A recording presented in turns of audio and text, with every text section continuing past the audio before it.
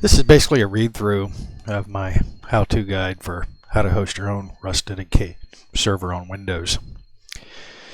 This guide is for the installation of a Rust-dedicated server on a PC running the Windows 7 or Windows 10 operating system. It has not been tested with Linux Wine nor any other Windows emulator. System requirements. The Rust-dedicated server can be taxing on your host computer, but maybe not as much as you think. As a baseline, I would suggest having at least 7 gigs of RAM minimum. An SSD drive is also recommended but not required. Installing and updating SteamCND. SteamCND is the command line console used to install the Steam related files and is also the mechanism by which the Rust dedicated server is installed and updated. Create a folder for SteamD such as c:/SteamD. So, pulling this up, let's go to Steam, C drive, and we'll just get down here a little bit out of the folders and we'll do a new folder. Call it SteamCMD. And we also want to create another one. We're going to call it Rust Server. Alright. So let's just leave that in there. Now let's pull up Google. Now what we need to do is we need to go to the website shown in the document. Pull this up, and it wants us to download it. You can very easily just put this in the SteamCND folder. There's no problem with that. I'll show you just like that. Alright, shouldn't need this for a while. Alright, so what we're going to do here is we're going to do an extract, and we're going to extract it straight to the SteamCMD folder. Okay, it's just an exe file, that's all it is. You don't need the zip file anymore, you can delete it at this point. Now we're going to run SteamCMD.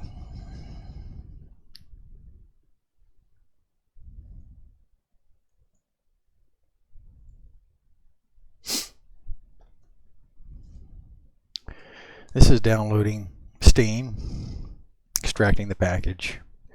It'll begin in the installation here in just a second. There we go. Complete. Checking for updates.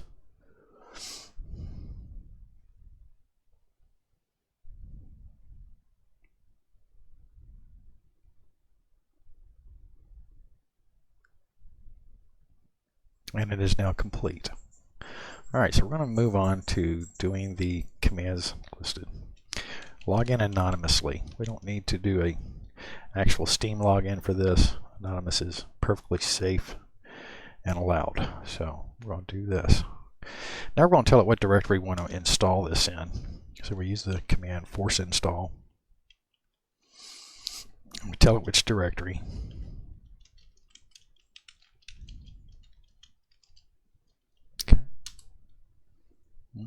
Did I not? Oh, I misspelled that. Let's try it again. Left out the dir part.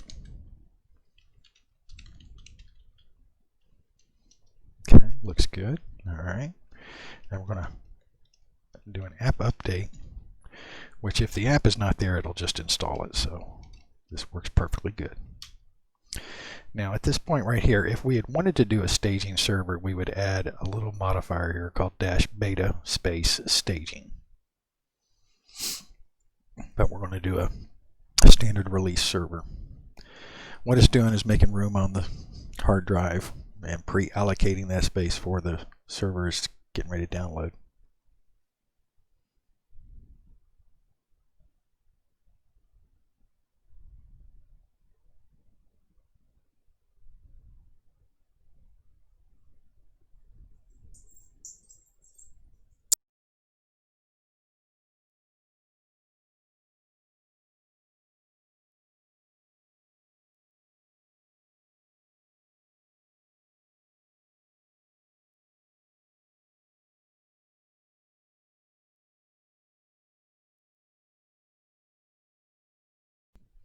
Now it's beginning to download, and at first it kind of starts off a little on the slow side. It'll speed up ever so slightly as it gets going, but it's not tremendously fast. This is heavily dependent on your download speed for your computer as well as your processing power.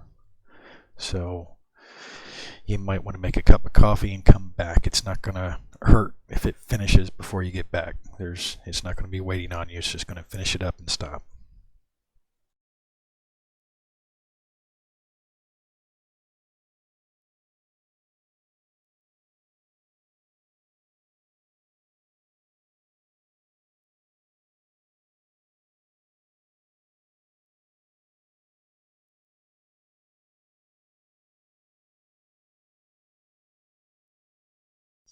Feel free to jump to the end of this and gather the last bit of information.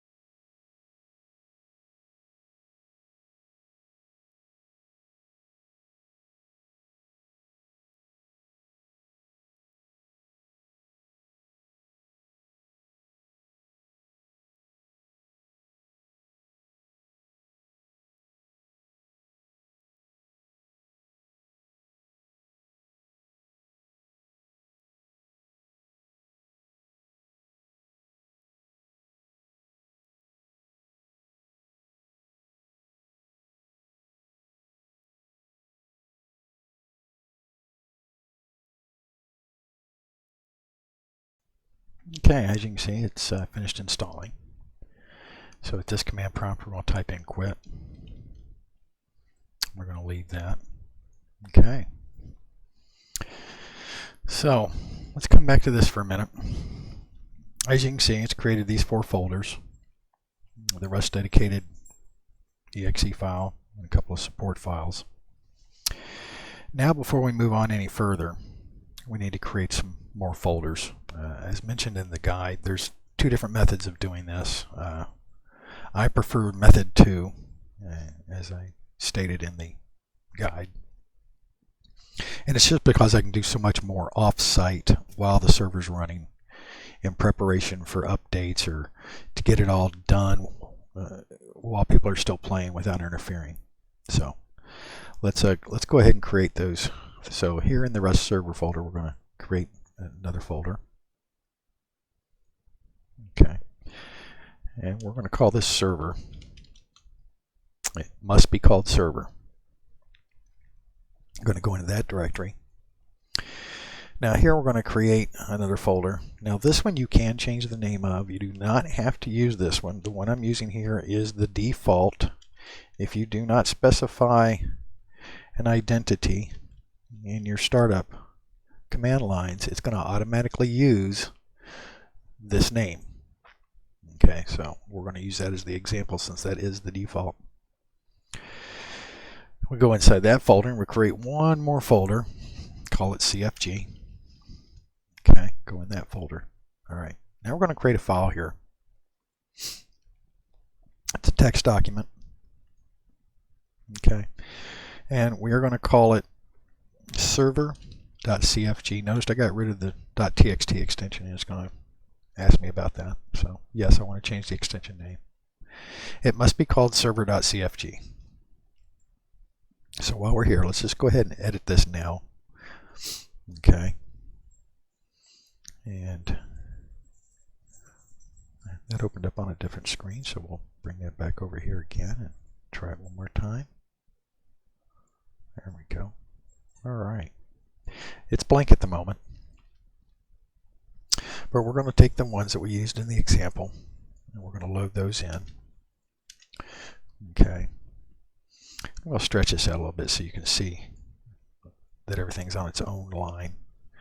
Unlike the command line, you don't put plus signs in front of this. We're not doing any fancy batch stuff, so you're not going to have any carets at the end of it. As a general rule, if it's a number, I just put the number. If it's a name or any type of text, always put quotes around it.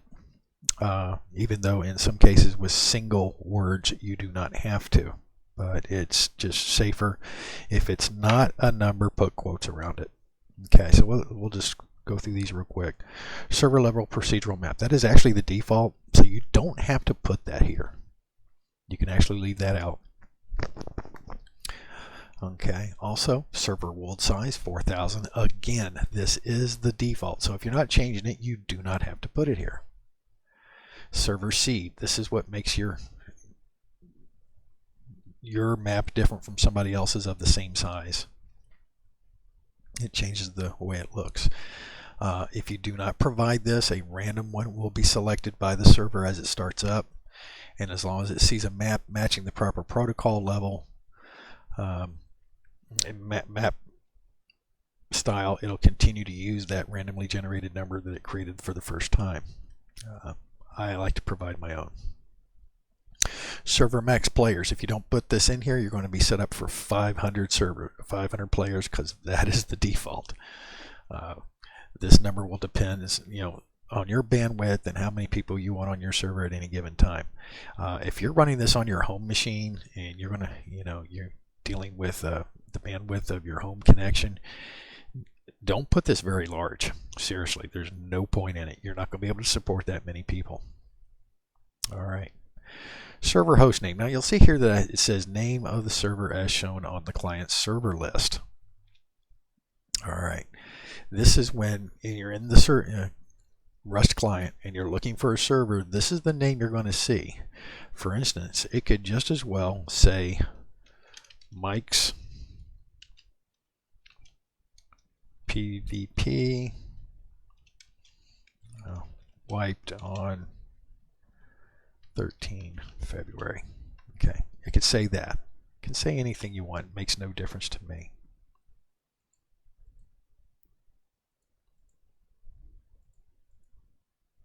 Okay. Well, we'll change that before I save it. Description. This is a description shown. Once you've clicked on the server, the box that comes up with possibly an image and the name, the host name that we're typing right here, and then there's a description below it. And you can put many lines in the description actually, simply by inserting the /n. That creates a new line. Okay. The other thing you can do, if you want things to be tabbed out a little bit, you can use the tab /t. That'll tab things over as if you had hit the tab key. And we'll talk about all of these different ones you can do. All right, server.url. This is what activates the website button. If you don't provide a URL, it's okay. There is no default. It's purely optional. But if you do this, then the website button, if they click it, will open up their default browser and take them to this location. I've seen many places actually use this for their Discord invite, by the way. Server header image. This is the image that's displayed if you don't want the default Rust one. By the way, just so you know, and I'll type it here, it must be 512 by 256 and either a JPEG or a PNG file. One of those. Yeah. If you don't use the right size, it might not display, might not look correctly. Use the size that is recommended, and that is 512 by 256. All right, so I'm gonna go ahead and take all of this, and I'm gonna go ahead and Excuse me, making mistakes here.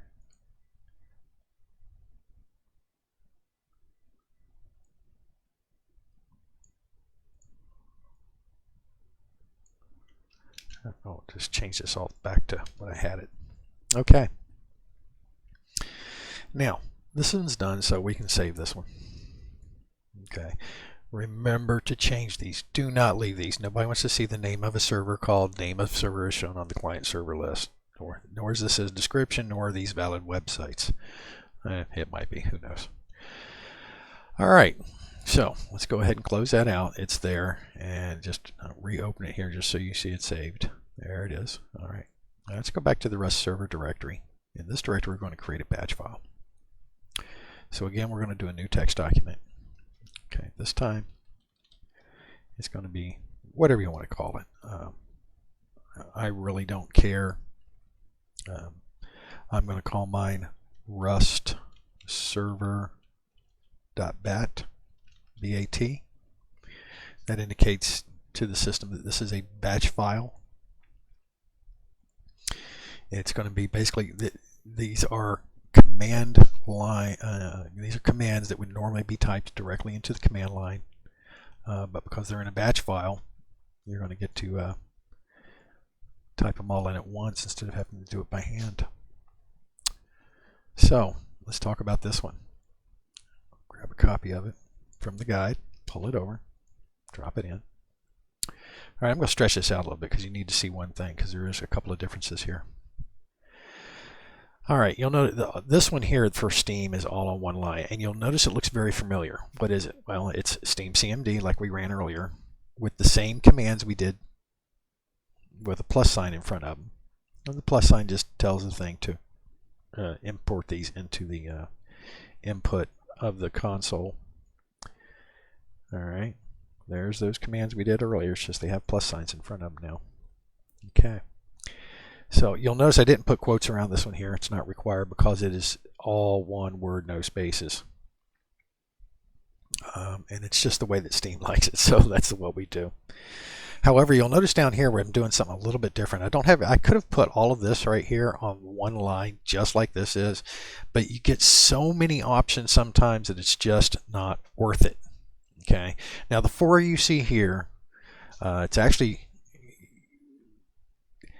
I can literally get rid of all of these options and the server will still run, okay? Because I am using the same identity that is the default. 28015 is the default server port. 28016 is the default Archon port.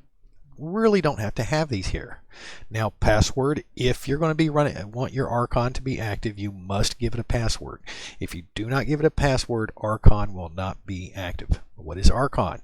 Remote console. If you want to use a program, whether it's an Android app or a computer app, when you're off site, you can use that to log into your server and basically see the server as if you were sitting here at your dedicated server and make changes and interact with the server. These blank lines are not going to hurt anything, so don't worry about them. All right. Now, what does this do here? Now, what this is, that's called a caret, not a carrot that you eat, not a carrot. It's a caret, C-A-R-E-T. The caret, and right here is a new line, the enter key that brings it down here in a space. Normally, I'm going to show you, this would normally look like that. It would be a space, just like up here. There would be a space, and then there would be more options, then a space, then either a plus or a minus sign, and then more options. But because it's easier to see things vertically than jumbled all together, we're using a little DOS trick here that allows me to, if I hit the caret and the enter key, when DOS sees that inside the match file with Rust dedicated, it does not see the caret and the enter key. They literally kind of disappear. They become non-existent. So it's as if they were all on one line, but as you can see, it's a lot easier to read this way than it is this way. Now, I'll be honest with you, I tried that same method here with SteamD. It did not work. However, I just noticed there was an extra space in here, and that may have been my problem. I don't know. So I will check that again before the next update and see if if it'll work this way with SteamCMD as well. All right, now since we are starting in the batch file is located in the Rust server directory. That is actually where the default directory for this batch file. That's why we actually had to tell it where to find the SteamCMD, because it's not in the local directory. It's also not part of the path unless you've placed it there, which I don't recommend. So anyway, so we've now talked about the four, what I consider the minimum requirement for a server. Why? Rarely will your identity ever change. Okay, same thing with your ports and your password. Now, yes, you may change your password from time to time. However, the Archon password option cannot be placed in the server.cfg file. It will ignore it. It does not recognize Archon command options from the server.cfg file. So these are the things that I say are never going to change. Well, you may say, well, hell, half the stuff in the other one I wouldn't change. Well, yeah, you will. So we'll go back to that real quick. We'll save it. Let's close that out. Let's just go back very briefly. Pull this back open. Okay, and let's look at it. What's going to change? Map, procedural map. Well, you might want to run Happus or Savvis. You might want to run one of the dev maps. It doesn't matter, you know. One of the custom maps. You'd have to put custom, I do believe it's called custom map in here. Okay, and if you put custom map here, you automatically also have to put server, I don't know, map drive, I'll look it up, but it tells it where, map URL, so that it can figure out where to go, you know, tell the client where to go download the map. So procedural map requires a seed and a world size. Okay, Happus, Savvis, Koth, the dev one do not. They have a set size, so for those you would have their name listed here, and then you wouldn't even need world size and seed. They would be ignored. Okay, players, yeah, you might want to change that from time to time. Host name, I change every update. Why? The first part of it's the name of my server, and then I also include the wipe date. Okay, because people like to look through that server list and they say, oh, this one wiped on so and so. Okay, I might even say BP's wipe. You know, anything that grabs attention that's going to change. You know, description. Description doesn't really change a lot sometimes unless you've added stuff, but it's so long. I want to be able to change it. If I'm doing offsite changes, I can change these while the server's running. Same thing with the URL and header image. I may have a great image, a new image I want to put in. I might have a new URL I want to send it to. These things are here because I want to be able to change them, not because I will change them. Hope you understand the difference there. All right, so technically we are ready to run the server for the first time. However, you're not going to be an owner, but I'll show you how that changes here very shortly. So we've created the necessary files, and now we're going to run it. Okay, so we're not going to run the exe, not this one. We're going to run the batch file, and this is the one that you could also right click and drag it off to your desktop, so you can create a shortcut so that you can just click it and the server runs. So let's go ahead and run that, and let's see what it's doing. Let's switch over to look a little closer. Archon password not found. Okay, I'll have to go back and look and see why that did that. Oh, I left out a command line. You see these double images? Let's stop this for a second. Let's just go away from here. Let's come back into Rust server.bat. And the reason I'm going to put this here as opposed to the server.config is because I'm never going to change it.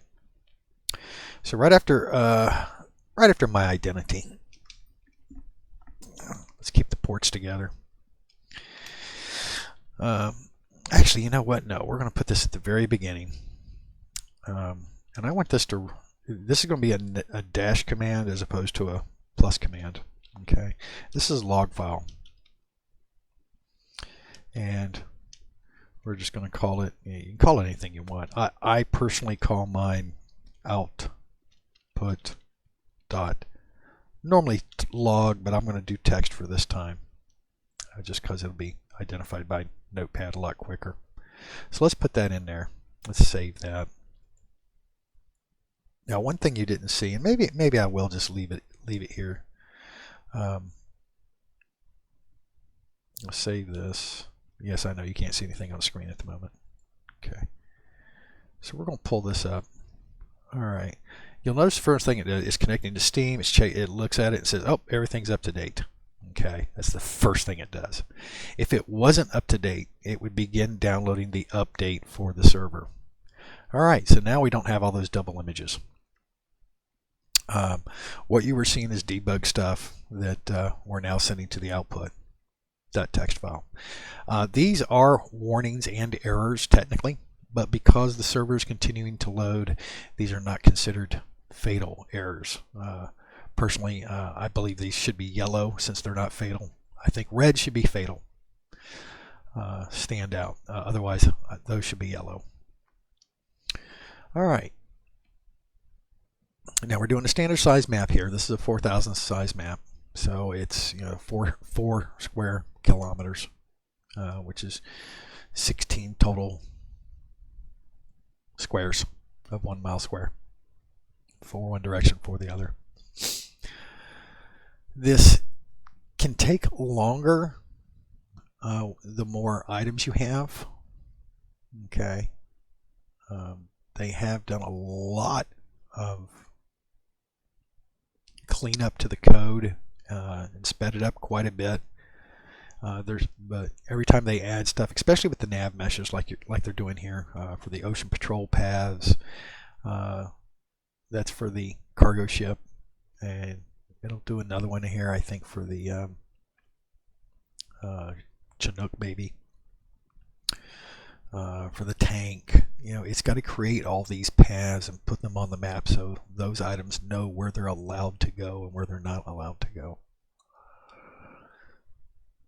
So again, you might want to skip to the end of this where I go back to my normal screen just so you can not have to sit here. I'll try to do as little talking as possible.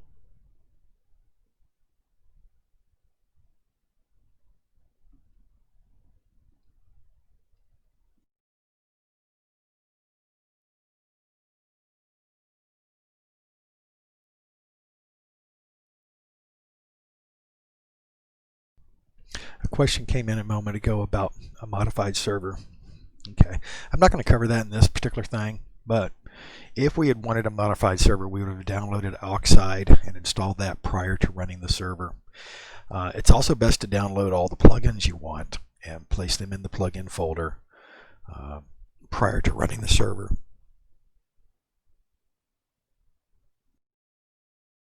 Now, Oxide actually has the ability to hot swap plugins, so you can actually unload a plugin and reload plugins or load plugins as needed. However, I'm gonna tell you, it's very memory intensive, and if you don't have enough memory, you can crash your server. And if you got players playing, you don't want to be installing plugins while they're on. So unless you've tested it and made sure that it's not going to crash your server, I would highly recommend you do your plugins prior to actually running the server. Now, what does this mean right here? Couldn't load server.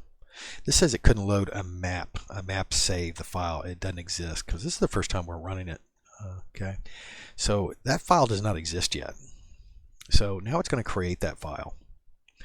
And the first time the server does a save, it will save that new file. So again, just some warnings and so much. Now, what does this mean? Okay, when these two bottom lines pop up, your server's up.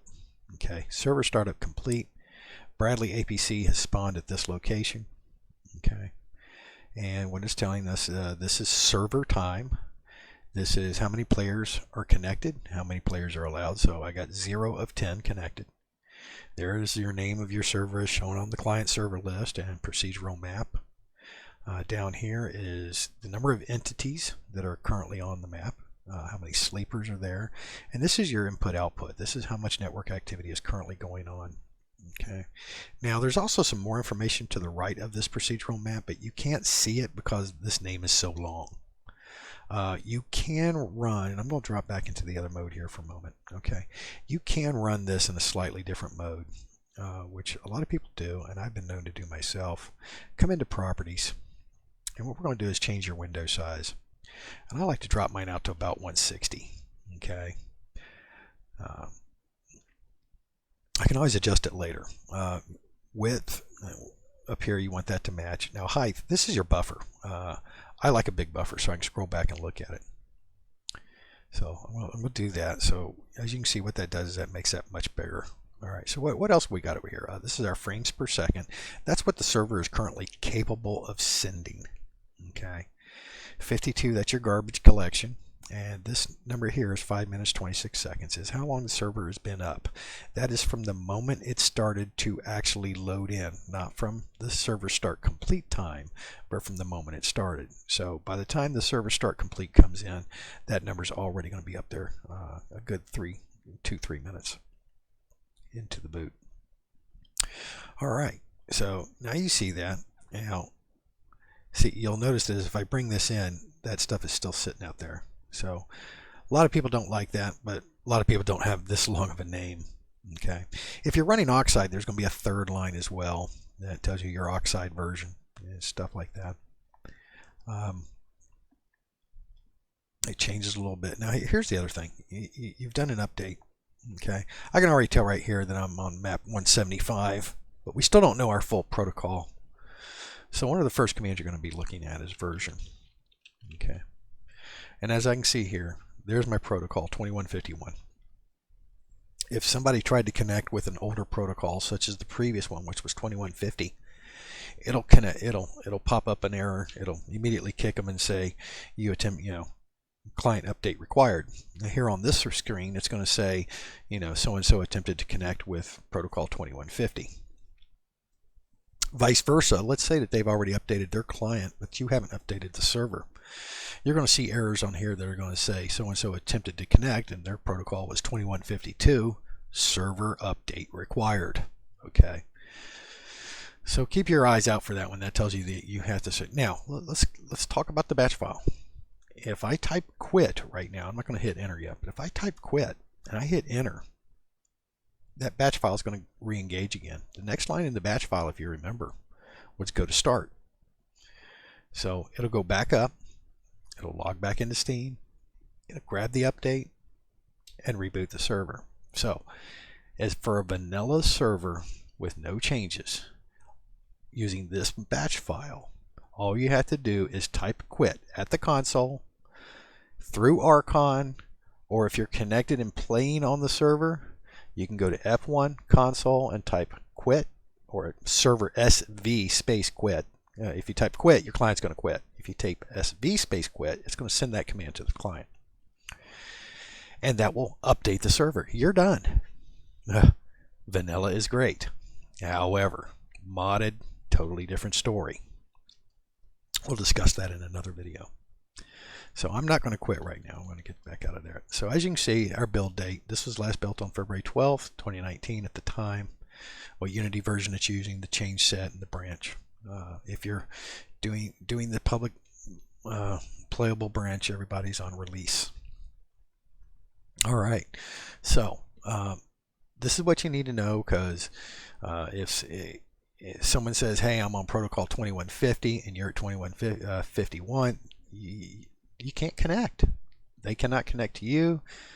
It's just that. Okay, 175, that is your actual map ID number. Okay, if they've done any type of a map change to make the maps incompatible, that number will change. Okay, the .1 is just a standard patch number in case they want to make minor changes to a patch, to a version. So that's all there is here to it, guys. Now let's talk about this. We need to know player ID. You want to be the owner of your own server. Okay, most people don't know their Steam ID by heart. I certainly don't. If I logged in right now, I would not be able to no-clip, fly around, spawn in items, anything like that. Well, a lot of people run these servers because they would just want to test a build or try something new, or maybe just play for the fun of it without being disturbed by a bajillion other people. Okay.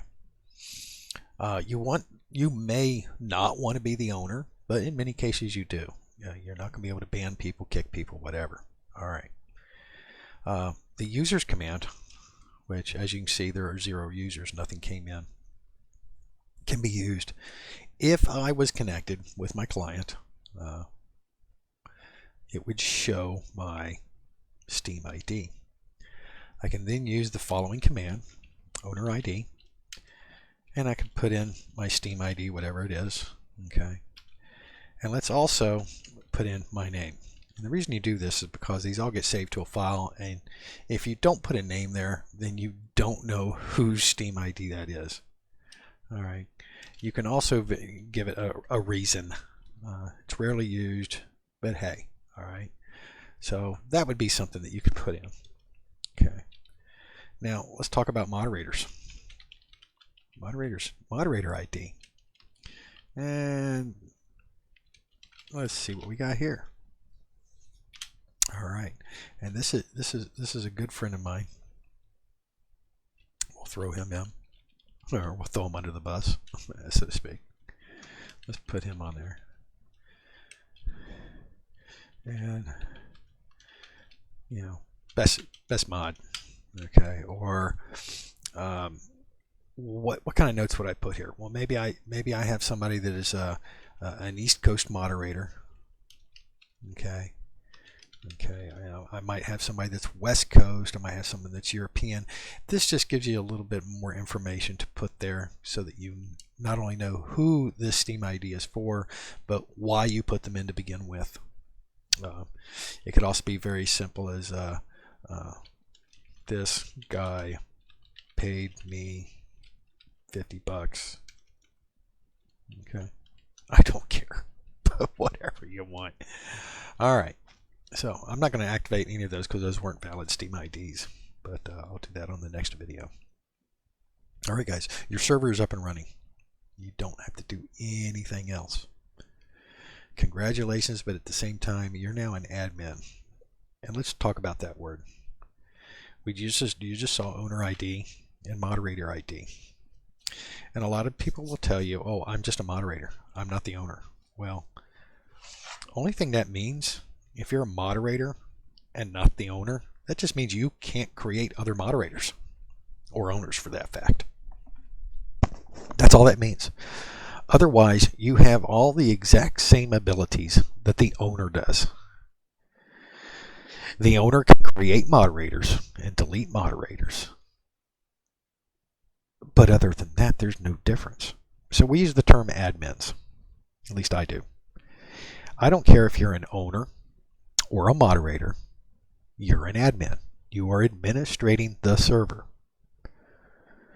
Just because I'm the one that wrote it, financed the server, or I'm running the server on my PC, or I'm the one that paid for the hosting account, or whatever the case may be. Yeah, I might be the owner, but if I create moderators, they have all the same abilities I do, with the exception of creating other moderators.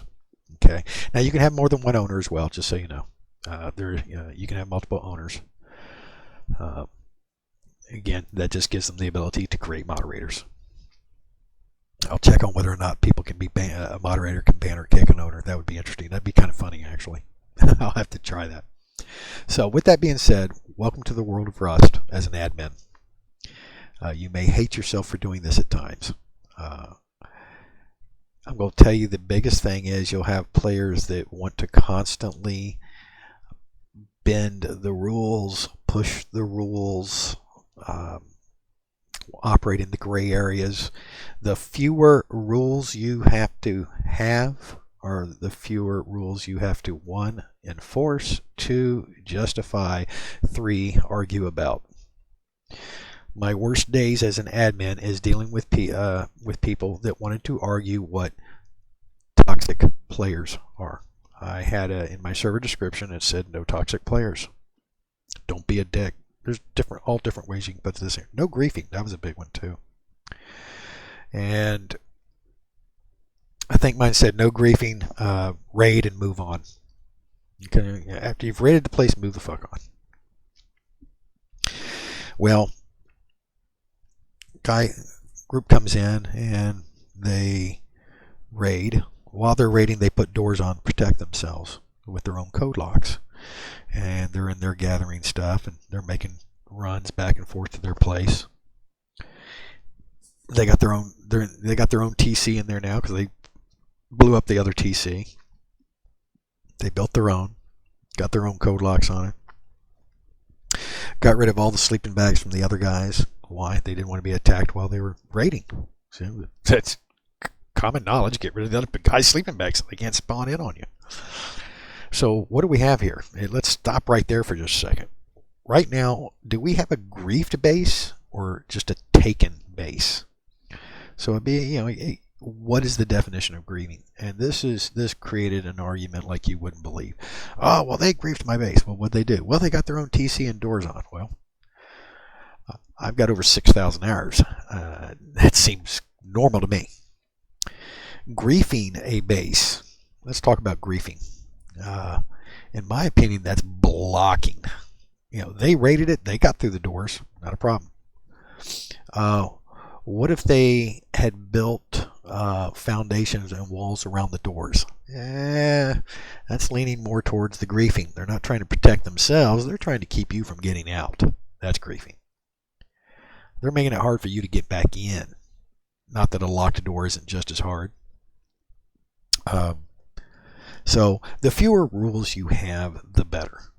I can't stress enough. I got a vanilla server that all it says, the description is pure vanilla. I've made no rules, no restrictions, nothing. I've made no changes. Everything is server default. I don't think I've ever had anybody complain, bitch, send me an email, join the Discord, and said, oh, somebody's doing this, can you stop them, or anything like that. Nothing. However, on my 2X server, I had the rules we just discussed a minute ago. I have had people argue with me about what a toxic player is. They use the word damn. Okay.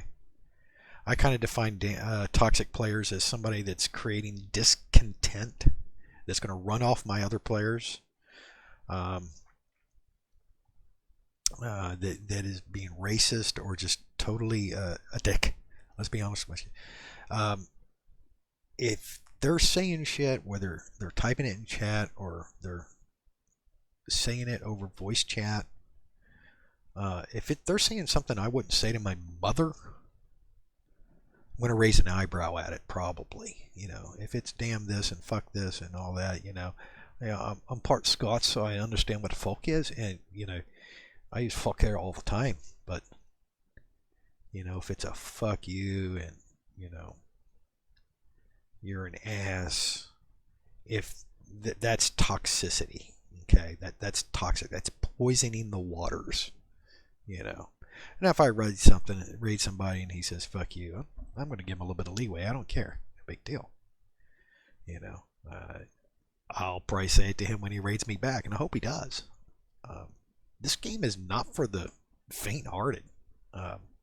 When you spawn in, you're going to die. If that's not what you want, go play Minecraft. You're going to die. That is part of this game. It's a survival game. You have to learn that you're going to die. You're going to respawn with nothing. If you haven't banked anything anywhere, if you've been raided and you've lost everything, you know what? You've been there before. Everybody starts off with the rock and the torch. I can't tell you how many times I died in my first 500 hours. It's just amazing how many times I died. I haven't died much since. Why? Because I got good at the game. If you're dying a lot, you're doing something wrong. You can get better. I'm not sure if YouTube's the way to get better. Time is the only thing to get you better. Get on a server, low pop, or even people yell at me for this, a PvE server. It's very hard to learn the mechanics of a game while you're being shot at. You know, you want to learn how to build. You want to know where stuff's at. You want to know how to do the jump puzzles. You want to know where how do I get the card keys to, where are they located? Where do I need? How fast do I need to get from this place to that place after I put a fuse in? That type of stuff. Go on a build server. Go on a PvE server. Learn it first, so that when you get on a PvP server, it's second nature. You don't have to. You can concentrate on saving your butt and not dying because you already know what to do. Even on PvE and PvE servers, I play like I'm on PvP. I sometimes go to PvE just to hang out. Okay, I will spawn naked on the beach, and for the next 15-20 minutes I'm in PvP mode. I avoid people. I get all the stuff that I need. I get my rocks, my wood, my tier 1 tools. I get my clothing. I start gathering scrap. I don't calm down until I get my first 2x2 up. It's that simple. And then I'll drop into PvE mode. Why? Because I develop the habit of doing these things every time I log in. I'm not standing at the beach going, duh, what am I doing? Where do I want to go? Your first base, I got news for you. Your first base is not going to be where you want it to be. Your first base, your starter base, is to protect you while you gather scrap so that you can learn the blueprints. Okay, so you can gather items. You need a safe place.